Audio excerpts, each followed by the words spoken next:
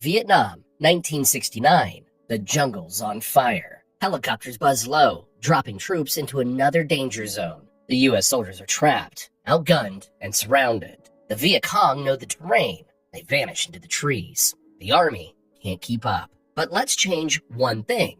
Hovering just beyond the smoke is something no one in this war has ever seen. The AH-64 Apache, a modern attack helicopter, dropped into a war it wasn't built for. Laser-guided missiles, thermal sensors, heavy armor, all from decades in the future. So what happens if the most advanced helicopter on Earth enters Vietnam in 1969? Can it change the war? Or is it just one machine in the wrong time? But first, let's get one thing out of the way. Yes, the pilot and gunner haven't even been born yet. Doesn't matter. We're skipping over the time travel headaches. Just accept it. The Apache shows up fully fueled, fully armed, with a trained modern crew in the cockpit. But that's all it gets. No satellites, no drones, no spare parts from the future. Once its 16 Hellfire missiles are fired, they're gone for good. It can land at US bases, refuel with 1969 jet fuel, close enough, and reload. But the base only has old-style 2.75-inch Hydro rockets and some chain gun ammo. Maybe enough for one or two more sorties. It's still the same Apache, with all its power and weapons. But from this point on, it plays by 1969's rules. So what exactly does this Apache bring to the fight? Let's find out. It's basically a tank in the sky. It comes with the M230 30mm chain gun under the nose that follows the pilot's helmet. Look at a target, and the gun moves with your head. It also carries up to 16 Hellfire missiles, each one able to destroy a tank, and 2 rocket pods for hitting softer targets. The crew sits in an armored cockpit that can survive hits from heavy machine guns. It can fly fast, up to 180 miles per hour, and hover above the trees. Its infrared sensors see through smoke, fog, and jungle even at night. And it talks to drones, ground troops, and command in real time.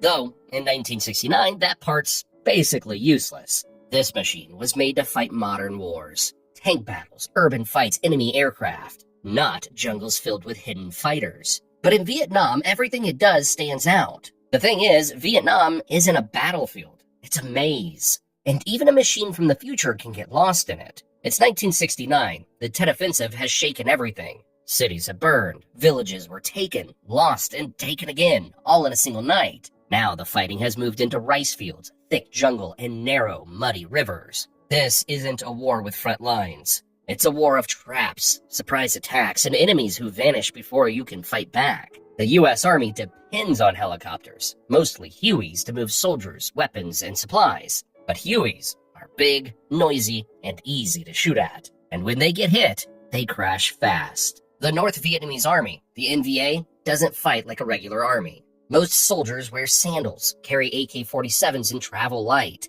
They dig deep tunnels, hide in villages, and use the jungle like a shield. They set up traps in the trees and build hiding spots underground. And when the helicopters fly in, they're ready. The NVA used machine guns, rifles, and RPG-7 rocket launchers to take them down.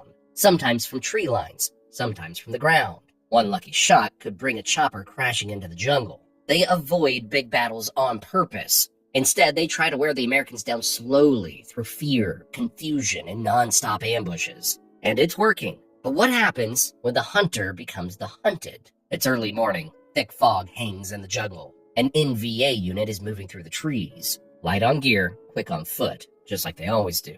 No engines, no noise, just the rustle of leaves and boots on mud. Then, something strange. A dark shape glides overhead. Too quiet, too fast. A pair of Hellfire missiles smash into the thick jungle floor. Explosions tear up the earth. Fire rips across the treetops. A heartbeat later, the 30mm gun roars. Trees snap, men scream. The jungle cracks open. The enemy never saw a thing. This isn't like fighting Hueys. Hueys drop troops. They're loud. They give you a chance. This strike lasts seconds, but shifts the battlefield. But that power is not endless, and every shot pulls it closer to empty. Its 30mm chain gun fires up to 625 rounds per minute, and it eats through ammo fast. It carries about 1,200 rounds on board, and a full reload weighs about 900 pounds and costs tens of thousands of dollars. In the jungle, that firepower is devastating, but it doesn't last long. Once the Apache runs through its 1,200 rounds, it's completely dry. Vietnam-era U.S. forces had no way to reload that gun. Even if someone tried to fit older 20mm or 30mm shells, they wouldn't fit the chamber, feed the system, or ballistics of the M230. It's not just about size, it's about case shape, recoil, feed mechanism, and pressure tolerance. The rocket pods carry up to 38 Hydra 70s, small, unguided 2.75-inch rockets. The exact Hydra model didn't exist in 1969, but earlier versions like the Mk-40 were already in use, so US bases would likely have plenty. At least that part of the Apache can be reloaded. But the Hellfires? Each one cost over $100,000 and didn't exist until the 1980s. Once all 16 are fired, that's it. The Apache runs on JP-8, a modern fuel. In 1969, US bases used JP-4, which is less stable but still compatible. It would work, but barely. Expect more wear on the engines, though. And on a Vietnam-era base, the real risk isn't ammo. It's that nobody knows how to fix this thing. With no trained mechanics around, even a small glitch, a loose part, a fuel leak, a cracked blade could ground it for days or forever. The Apache can clear jungle paths, stop ambushes, and support US patrols in ways no Huey ever could. With its thermal sensors, it spots enemy fighters through thick trees by detecting body heat, even in fog or at night. Then it strikes from a distance with Hydra rockets or the 30mm chain gun, cutting down targets before they know they've been seen. In tight spots, it hovers low and scans for danger. If it spots an ambush, it fires fast, before the enemy has a chance to react. It can clear a landing zone, cover advancing troops, or break contact when its patrol is pinned down. No warning, no chance to hide. But the North Vietnamese adapt quickly. They've faced B-52s, napalm, and gunships before.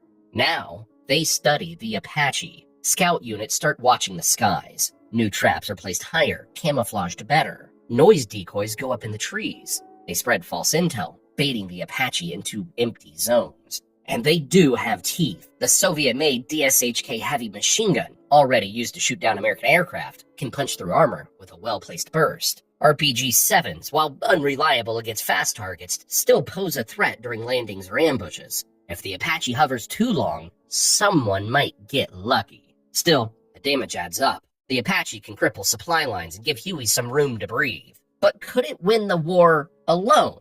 One machine with limited fuel, no spare missiles, and no real maintenance? No.